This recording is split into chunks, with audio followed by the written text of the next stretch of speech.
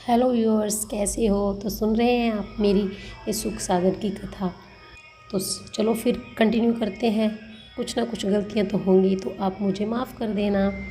श्री कृष्णचंद्र की यह बात सुनकर अर्जुन ने अपना ब्रह्मास्त्र छोड़ दिया। उस समय वह दोनों अस्त्र एक दूसरे से टकरा गए।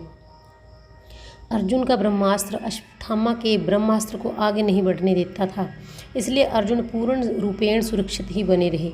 जब तक देर तक यह अस्त्र युद्ध होता रहा, तब श्री कृष्णचंद्र जी ने अर्जुन से पुकार कर कहा कि हे पार्थ, अब तुम मंत्र पढ़कर शीघ्र ही इन दोनों को अपने पास बुलाओ, नहीं तो इनकी क्रोध अग्नि से समस्त विश्व भस्म हो जाएगा।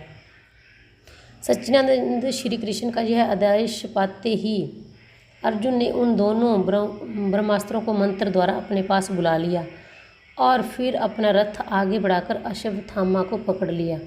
जिस समय अर्जुन ने अश्वत्थामा को पकड़ा, उस समय उनके हृदय में विचार प्रकट हुआ कि यह अश्वत्थामा ब्राह्मण एवं हमारे गुरु का पुत्र है, इसलिए इसको मारना उचित नहीं।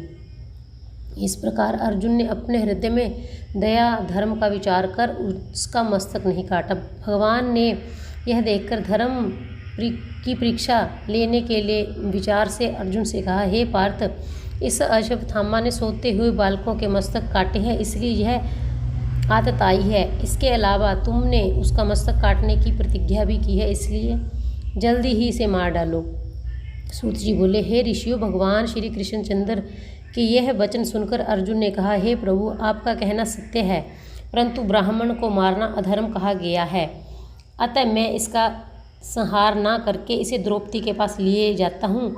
वहाँ पर यह वैसा कहेगा वैसा ही किया जाएगा। अर्जुन की यह बात श्री कृष्णचंद्र जी ने तुरंत स्वीकार कर ली। तब अर्जुन अश्वत्थामा के हाथ पांव बांधकर उससे द्रौपदी के पास ले गए।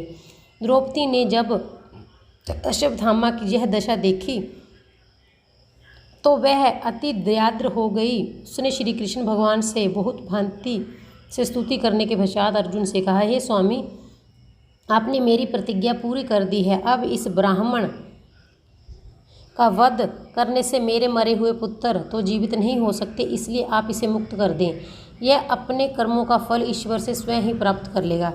जिस तरह मैं अपने बेटों के लिए दुखी हो रही हूँ, उसी तरह इसकी मृत्यु होने पर इसकी माता कृपि को भी दुख होगा। एक बात यह भी है कि इसके पिता से आपने धनुष विद्या प्राप्त की है, इसलिए यह आपका पूजनीय है। इन सब बातों पर विचार करते हुए आप इसको छोड़ दीजिए। द्रौपदी की इन बातों को सुनकर धर्मराज युधिष्ठिर, नकुल और सहदेव ने भी उस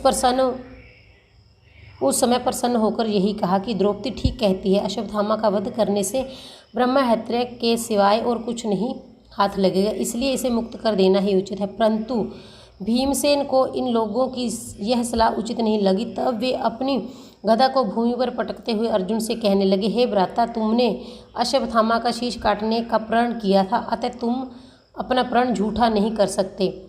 तुम तो यह कह रहे हो कि इसका वध करने से ब्रह्म हत्या का पाप लेगा। इसके विषय में मेरा यह कथन है कि सोते हुए बालकों के सिर काटने के कारण अब अश्वत्थामा में ब्रह्मत्व का अंश ही नहीं रहा। धर्मशास्त्रों में लिखा है कि जो मनुष्य शरण में आए हुए सोते हुए बालक तथा स्त्री को मारता है अथवा मतवाले, पागल, हरिभक्त और परमहंस को कष्ट देता है, उसे आतताई समझकर दंड देना राजाओं का धर्म है। आतताई 6 तरह के कहे गए हैं। पहला वह जो आग लगावे, दूसरा वह जो विष देवे, तीसरा वह जो गुरु की आज्ञा ना माने, चौथा वह जो ब्राह्मण होकर अधर्म करे, पांचवा वह जो दिव्या जाति में जन्म लेकर मदिरा पान करे, और छठवां वह जो अन्य प्राणियों को मारकर अपने परिवार का पालन करे। ऐसे आतताइयों को निश्चय ही मारना धर्म है, इसलिए तुम्हें भी अश्वत्थामा को निश्चय ही मारना चाहिए। अर्जुन ने भीमसेन की यह बात सुनकर श्री कृष्णचंद्र जी से कहा, हे भगवान, अब मुझे क्या करना चाहिए? तब भगवान ने उत्तर दिया, हे पार्थ, तुमने तो प्रतिज्ञा की है और भीमसेन के कथन, द्रौपदी के आग्रह, युधिष्ठिर के आदेश तथा वेद शास्त्रों का लेख का ध्यान करते हुए कोई ऐसा प्रयत्न करो जिससे सबका मन प्रसन्न हो जाए और तुम्हें कोई पाप भी न लगे। श्री कृष्ण की ऐसी बात सुनकर अर्जुन ने अपने मन में सोचा, मुझे कोई ऐसा उपाय करना चाहिए जिससे अश्वत्थामा जीवित रहते हुए मरे हुए से भी अधिक अपाज हो जाए। ऐसा विचार कर अर्जुन ने उसका सिर मुंडवाकर और उसे तलवार की नोक से चीरकर उसके मस्तक सिर मुंडवाकर और उसे तलवार की नोक से चीरकर उसके मस्तक में से वह मणि निकाली जो सदा उसके मस्तक में रहती थी। ऐसा करने से अश्वत्थामा जीवित रहते हुए भी मरे के तुल्य हो गया। इसके बाद अर्जुन ने उसे अपने नगर की सीमा से बाहर कर दिया। इस तरह अर्जुन ने अपनी बुद्धि के बल से सबको प्रसन्न करते हुए समस्त प्रतिज्ञाओं का पालन किया और श्री कृष्णचंद्र भगवान को भी खुश कर दिया। जय श्री कृष्ण भगवान की। ओम नमो भगवते वासुदेवाय।